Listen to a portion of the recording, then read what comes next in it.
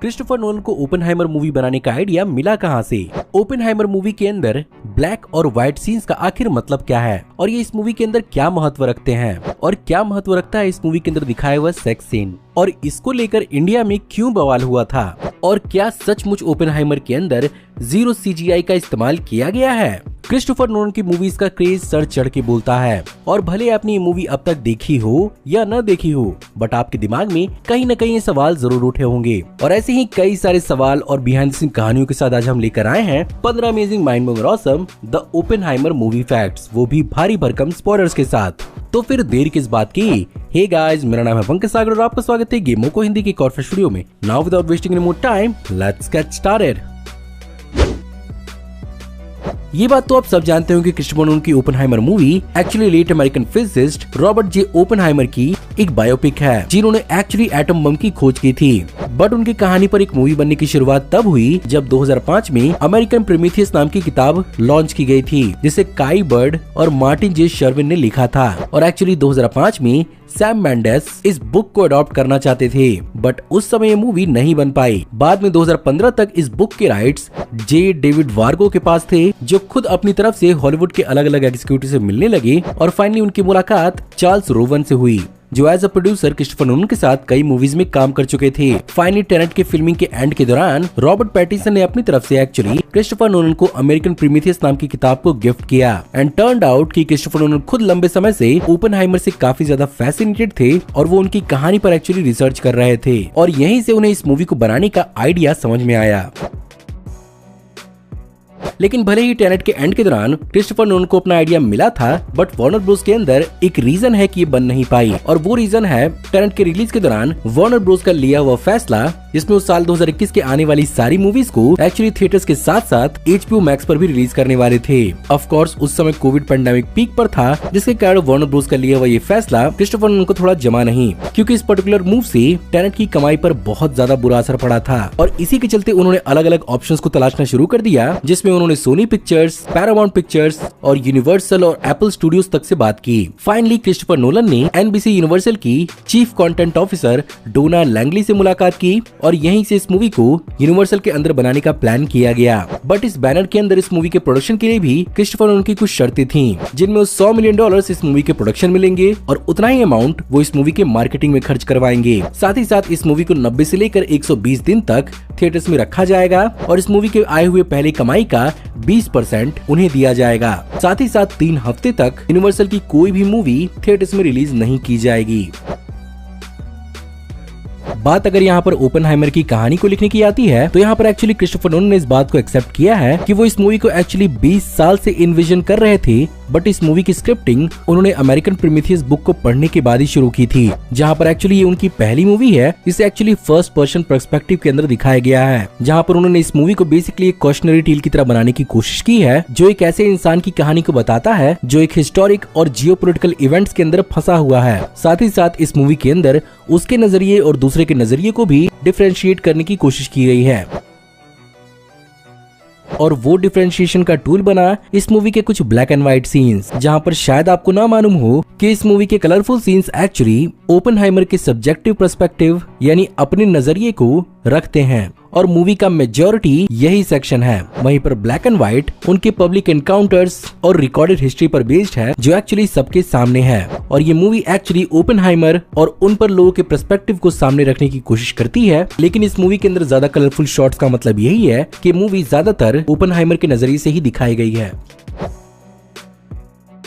लेकिन इस मूवी के अंदर एक्चुअली लीड कैरेक्टर के लिए किलियन मर्फी को कास्ट करने का सबसे बड़ा रीजन था क्या? वेल, क्रिस्टोफर नोलन की ओपेनहाइमर बेसिकली 6वीं कोलैबोरेशन है किलियन मर्फी के साथ, जिसमें वो पहली बार क्रिस्टोफर नोलन की किसी मूवी के अंदर एज अ लीड नजर आए हैं, जहां पर क्रिस्टोफर नोलन के हिसाब से अमेरिकन प्रोमेथियस का रॉबर्ट जे ओपेनहाइमर का कवर फोटो ही एक बहुत बड़ा इंस्पिरेशन बना था उन्हें किलियन मर्फी को कास्ट करने के लिए। By the way, Cillian Murphy ने अपनी तरफ से भी बहुत ज्यादा होमवर्क किया था ओपेनहाइमर को पूरी तरह से समझने के लिए, जहां पर किलियन मर्फी ने ओपेनहाइमर के लुक को 1970s के डेविड बोवी के लुक पर मैच किया था और इस रोल को प्रिपेयर करने के लिए उन्होंने कई पाउंड वजन भी घटाए थे। साथ ही साथ उन्होंने ओपेनहाइमर को गहराई से स्टडी भी किया था। साथ ही साथ जे रॉबर्ट ओपेनहाइमर की तरह उन्होंने भगवत गीता भी पढ़ी और इस कैरेक्टर को प्ले करने के लिए उन्होंने डच लैंग्वेज की कई सारे इंपॉर्टेंट वर्ड्स को भी सीखा। फाइनली सितंबर 2020 में किलियन मर्फी और नोलन की मुलाकात हुई और उन्हें एक्चुअली हायर किया गया।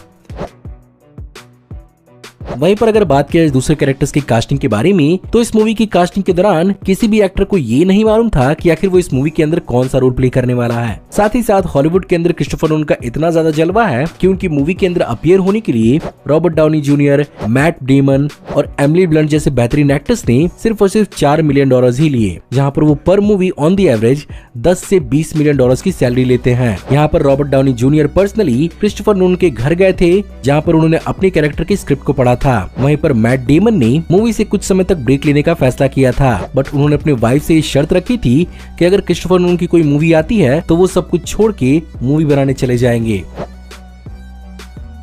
वहीं पर अगर बात करें इस मूवी की फिल्मिंग के बारे में, तो इस मूवी की प्री प्रोडक्शन एक्चुअली जनवरी 2022 में न्यू मैक्सिको के अंदर हुई थी, बट फाइनली इस मूवी की फिल्मिंग चालू हुई फरवरी 2022 से, जो एक्चुअली 57 दिनों तक चली थी। और यहाँ पर होयत वॉन होयतेमा को सिनेमेटोग्राफर के रूप में कास्ट किया गया था, जो क्रिस्टोफर नोलन की कई सारी मूवीज में काम कर चुके हैं, जहां पर स्पेसिफिकली गैरी ओल्डमैन के सीन के लिए सिर्फ और सिर्फ 1 दिन का वक्त लिया गया था। यहाँ पर इस मूवी के लिए IMAX के 65mm के लार्ज फॉर्मेट का इस्तेमाल किया गया था और ये प्रोबेबली IMAX की सबसे पहली मूवी है जिसे ब्लैक एंड व्हाइट फॉर्मेट में भी शूट किया गया है। लेकिन इस मूवी के प्रमोशन के दौरान इस बात की बहुत ज्यादा हाइप उठी थी कि यहाँ पर क्रिस्टोफर नोलन ने इस मूवी के अंदर 0 VFX शॉट्स का इस्तेमाल किया है और उस चीज के पीछे एक बहुत ही खास रीजन ये भी है कि यहाँ पर क्रिस्टोफर नोलन ने हर चीज को प्रैक्टिकली फिल्माया है। चाहे अगर बात की जाए एक पूरे के पूरे 1940 के जमाने के शहर को बनाने की या एक 100 फीट स्टील फ्रेम को बनाने की जिसका इस्तेमाल मूवी के अंदर बॉम्ब को ड्रॉप करने के लिए किया गया था, या पूरे के पूरे एटॉमिक बॉम्ब ब्लास्ट को दिखाने की। वेल जी हाँ, इस मूवी के अंदर ट्रिनिटी न्यूक्लियर टेस्ट को करने के लिए गैसोलीन, प्रोपेन, एल्युमिनियम पाउडर और मैग्नीशियम का इस्तेमाल करके एक प्रैक्टिकल मिनिएचर ब्लास्ट को किया गया था, जिसे इस मूवी के special effect supervisor Scott R Fisher के साथ मिलकर क्रिस्टोफर नोलन ने दिखाया था। और यहाँ पर एक्चुअली फोर्स्ड पर्सपेक्टिव का इस्तेमाल किया गया था इस ट्रिनिटी बॉम्ब ब्लास्ट को थोड़ा दूर की तरफ से दिखाने के लिए। लेकिन उन सीन्स का क्या जहां पर एटम्स, मॉलिक्यूल्स और एनर्जी वेव्स दिखाए गए थे, वेल यहाँ पर भी प्रैक्टिकल मेथड्स का ही इस्तेमाल किया गया था और क्रिस्टोफर नोलन के हिसाब से इस मूवी के अंदर 0 विजुअल इफेक्ट शॉट्स थे। साथ ही साथ इस मूवी के अंदर ओपेनहाइमर की ओरिजिनल कैबिन का भी इस्तेमाल किया गया था, जिसके कारण ये मूवी और भी ज्यादा ऑथेंटिक लग पाई। वहीं पर इस मूवी की अगर पोस्ट प्रोडक्शन की बात की जाए तो इस मूवी को जेनिफर लेम ने एक्चुअली एडिट किया है, जिन्होंने इससे पहले टेनेट की कमान संभाली थी। इस मूवी के विजुअल इफेक्ट्स को एक्चुअली डी नैग ने संभाला था, जो बेसिकली क्रिस्टोफर नोलन के साथ 8वीं बार मिलकर काम कर रहे थे। लेकिन इस मूवी का इम्पोर्टेंट हाईलाइट एटम बॉम्ब्स और उनकी खोज तो थी ही, बट फैंस के बीच में उतना ही इम्पोर्टेंट इस मूवी का सेक्स सीन भी बन गया। और यहाँ पर इतना एक्सप्लिसिट सीन पहली बार क्रिस्टोफर नोलन की किसी मूवी के अंदर फिल्माया गया था। वेल क्रिस्टोफर नोलन के हिसाब से ये सेक्स सीन्स एक्चुअली बहुत ही ज्यादा क्रूशियल थे ओपेनहाइमर के ऑनेस्ट पोर्ट्रेयल को दिखाने के लिए, जो बेसिकली उनके लव लाइफ और उनकी वाइफ के साथ रिलेशनशिप काफी ज्यादा अच्छे से एक्सप्लोर करती है। और स्पेसिफिकली जीन टैटलॉक जैसा कि एक कम्युनिस्ट थी, उसका भी एक इम्पोर्टेंट इफेक्ट ओपेनहाइमर पे देखने को मिला था और उन सब को एक्सप्लोर करने के लिए इन सीन्स का इस मूवी के अंदर होना बहुत जरूरी था, जिसे खुद इस मूवी के लीड स्टार किलियन मर्फी भी मानते हैं। लेकिन इसी सेक्स सीन्स को इंडिया में काफी ज्यादा नेगेटिव तरीके से लिया गया, जहां पर one of this sex scenes यहाँ पर फ्लोरेंस पिग की कैरेक्टर ओपेनहाइमर के साथ इंटरकोर्स करने के बाद now I am became the death and the destroyer of worlds को रिसाइट करती है। और इन्हीं सारी चीजों को देखने के बाद minister of information and broadcasting Anurag Thakur ने सवाल पूछा था कि आखिर CBFC यानी central board of film certification ने आखिर इस मूवी को पास कैसे किया। वहीं पर दूसरी ओर इंडियन गवर्नमेंट के इंफॉर्मेशन कमिश्नर के एक जर्नलिस्ट उदय माहुरकर ने ट्विटर पर क्रिस्टोफर नोलन को टैग करते हुए अपने ओपन लेटर को पोस्ट किया। फाइनली कई सारे कंट्रीज के अंदर इसके सेंसर्ड वर्जन को भी लॉन्च किया गया है, जिसमें एक्चुअली स्मोकिंग को सेंसर किया गया है। वहीं पर फ्लोरेंस प्यूग की न्यूड बॉडी को कई जगहों पर ब्लैक ड्रेस से ढका गया है और हाँ, यहाँ पर CGI का इस्तेमाल हुआ है। वहीं पर क्रिस्टोफर नोलन की मूवीज का म्यूजिक और साउंड डिजाइन भी काफी इंपॉर्टेंट रोल प्ले करता है एक मूवी की पूरी कहानी को एक्सप्लेन करने के लिए। और यहाँ पर एक्चुअली टेनेट की तरह ही लडविग गैरिसन को फिर से लाया गया, जिन्होंने एक्चुअली इस मूवी के अंदर वायलिन का इस्तेमाल करके मूवी के कई प्रकार के टोन को एक्सप्लोर किया है, जिसमें रोमांस और हॉरर तक भी शामिल है। लेकिन इस मूवी के रिलीज के साथ एक और बहुत बड़ी प्रॉब्लम आई, जहां पर इस मूवी की रिलीज के दौरान ही सैग आफ्ट्रा का स्ट्राइक लगा। सैग आफ्ट्रा बेसिकली अमेरिकन यूनियन है मूवी, टीवी एक्टर्स और एंटरटेनमेंट पर्सनैलिटीज का। और यहाँ पर इस स्ट्राइक की मदद से यूनियन बेसिकली अमेरिकन प्रोड्यूसर्स से नए लेबर लॉज की मांग कर रहा है और ये अब तक चल रहा है। और इस पूरे के पूरे स्ट्राइक का हिस्सा बनने के लिए मूवी के लंदन प्रीमियर को कई सारे एक्टर्स ने अर्ली ऑन छोड़ दिया था और वो इसके प्रमोशन का हिस्सा नहीं बने थे।